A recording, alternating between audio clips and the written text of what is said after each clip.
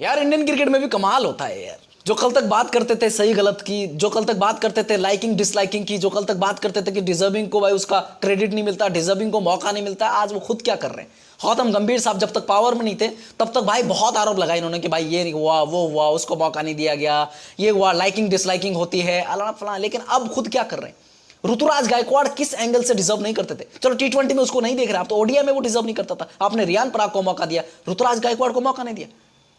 कमाल है यार। उसके अलावा भाई साहब मुकेश कुमार जो जिम्बाब्वे वाली सीरीज में इतना अच्छा किया उस बंदे ने, तुमने उसको मौका ही नहीं दिया।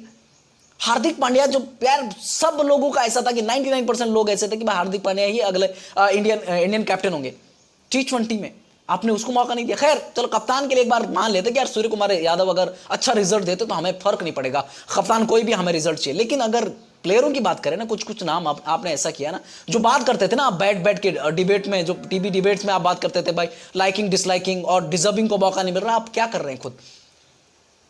मैं आज से नहीं, ये इंडियन क्रिकेट में है और आगे भी रहेगा। लाइकिंग डिसलाइकिंग तो एक ऐसा हुआ है ना भाई, जो अमित मिश्रा ने जो पिछले शुभांकर मिश्रा वाले पॉडकास्ट में जो आरोप लगाया था ना विराट कोहली के ऊपर, वो काफी हद तक कुछ कुछ आरोप सही भी थे। क्योंकि ये भाई अभी से नहीं है, ये जब से वर्ल्ड कप शुरू हुआ ना, पहले तो क्रिकेट होती थी, ऐसा नहीं कि 1975 से पहले क्रिकेट नहीं होती थी, उससे पहले भी क्रिकेट होती थी। लेकिन उसके बाद जब वर्ल्ड कप होने लगे, आईसीसी के इवेंट्स होने लगे ना, तो उसके बाद जो कप्तान का फेवरेट है वही वहां तक जाएगा। उसके बाद थोड़ा थोड़ा पैसे मिलने लगे तो वहां के उसके बाद हुए ये लाइकिंग डिसलाइकिंग का हुआ। जो कप्तान के नजदीक है, जो कोचेस के नजदीक है, जो पावर में है, अगर उसके नजदीक रहते हो आप तो आपको मौका मिलता है, आपके साथ में जस्टिस होता है। लेकिन अगर आप टैलेंटेड हो नहीं हो, वो मतलब नहीं रखता है। कम टैलेंटेड भी रहोगे चलेगा, लेकिन कप्तान और कोचेस जो मतलब पावर में बैठे हैं उनके अगर आप नजदीकी हैं तो आपको मौका मिलेगा, आपको भरपूर चांसेस मिलेंगे।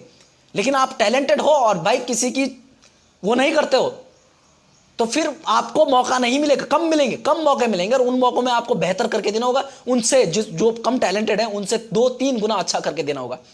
जो अमित मिश्रा ने बोला ना भाई मैंने 22 टेस्ट मैचेस में 76 विकेट निकाले थे, किसी का है क्या ऐसे ऐसे आंकड़े हैं किसी के? बताओ मुझे।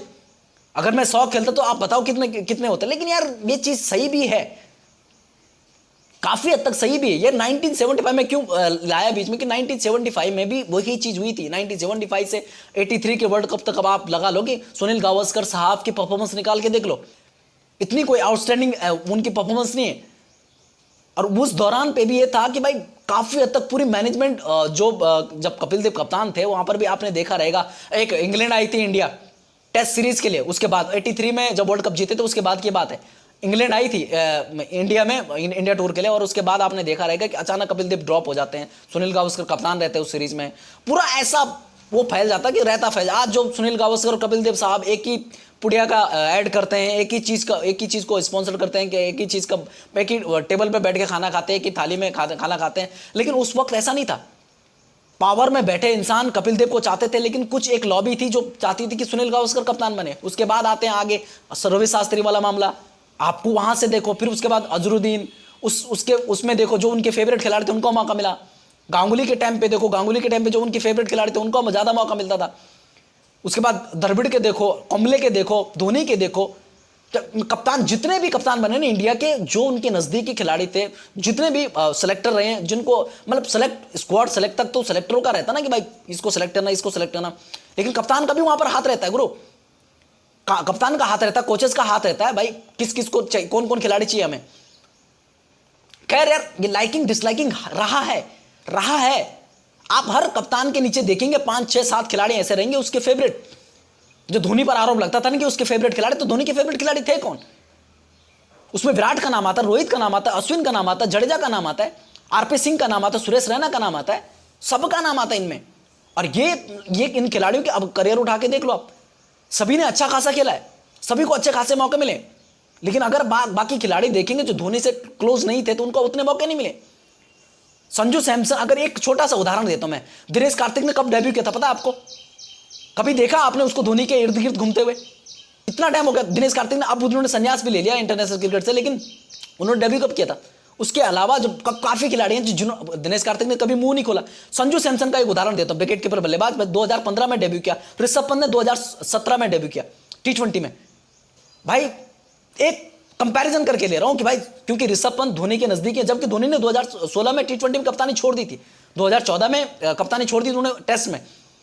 लेकिन संजू सैमसन ने तो 2 साल धोनी की कप्तानी में देखा, 15 में वेट किया, 16 में वेट किया, उसने सोचा मौका मिलेंगे मेरे को, 2 साल धोनी की कप्तानी में, 5 साल विराट की कप्तानी में, और 3 साल, 3 से 3.5 साल हो गए ये रोहित की कप्तानी में। तो किसकी कप्तानी में उसको ज्यादा मौके मिले? अब तो थोड़ा थोड़ा ये जो सोशल मीडिया की पावर है या उन वजहों से, उसके अलावा उनकी जो टीम है राजस्थान वो भी अच्छी कर रहे हैं, वहां पर कप्तानी अच्छी करे, बल्लेबाजी भी अच्छी कर रहे हैं, लेकिन इसके पहले भी संजू सैमसन बहुत रन बनाए, बावजूद उसके नहीं मौके मिले। आज ऋषभ पंत 60+ T20 मैचेस खेल चुका है, और संजू सैमसन के 12 से 15 या 18 T20 मैचेस हुए उसके। किस वजह से? क्या गलत किया संजू सैमसन ने? क्योंकि वो किसी के इर्द गिर्द नहीं घूमता है। मैं यहां पर वो शब्द का इस्तेमाल नहीं कर सकता, लेकिन भाई वो किसी का वो नहीं है, ये चीज है यार। लेकिन अगर मैं बात करूं, यही काफी खिलाड़ी हैं, ऐसा नहीं कि 1-2 खिलाड़ी हैं, बहुत सारे खिलाड़ी हैं ऐसे।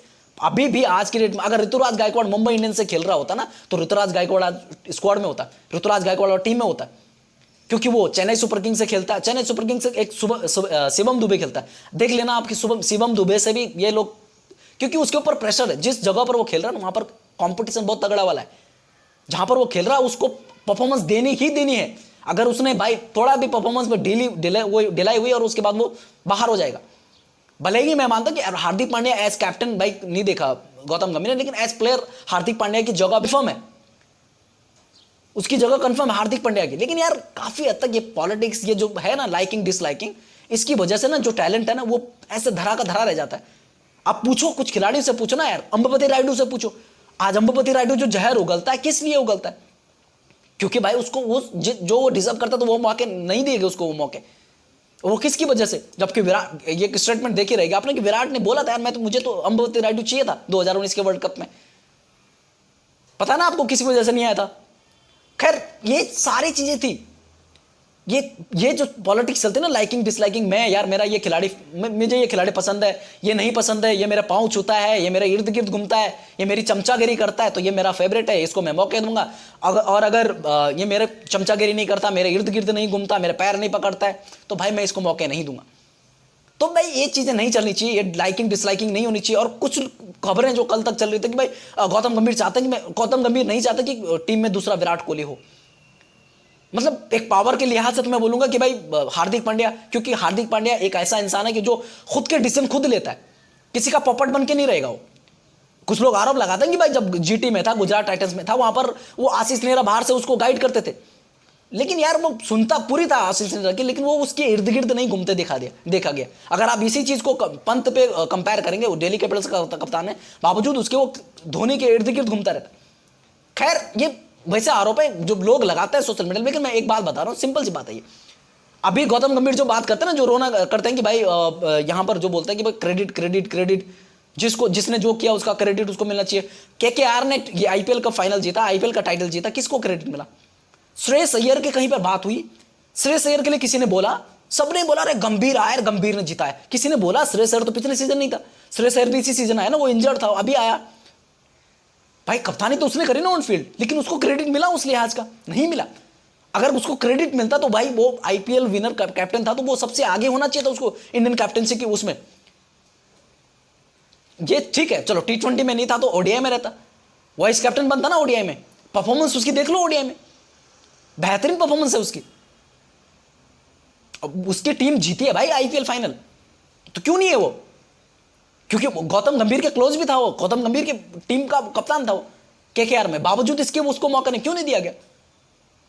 क्योंकि वो गौतम गंभीर के इर्द गिर्द चक्कर नहीं लगाता, गौतम गंभीर की चमचागिरी नहीं करता है।